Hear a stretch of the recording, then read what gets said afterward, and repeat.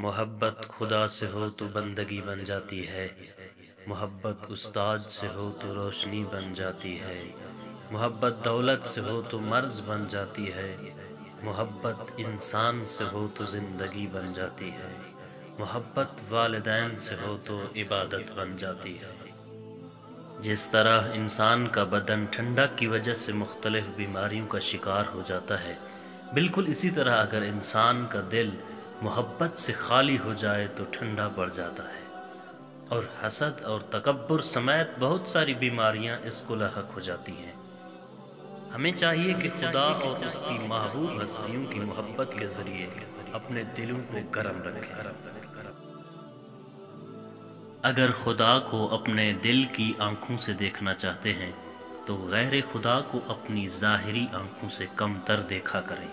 اگر خدا سے بہتر انداز میں درد دل کرنا چاہتے ہیں تو دوسروں سے درد دل نہ کیا کریں۔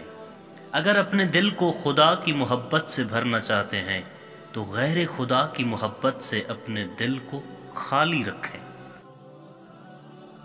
میرے دوستو، زندگی میں کچھ لوگ خوشبو کی مانند ہوتے ہیں، ساتھ نہیں ہوتے، نظر بھی نہیں آتے، لیکن ان کی چاہت، ان کا خلوص اور ان کی باتیں تا عمر ہماری سوچ میں، ہمارے الفاظ میں اور زندگی کے ہر پہلو میں مہکتے رہتے ہیں۔ اچھے اخلاق والے لوگ ہمیشہ کے لیے دل میں بس جاتے ہیں۔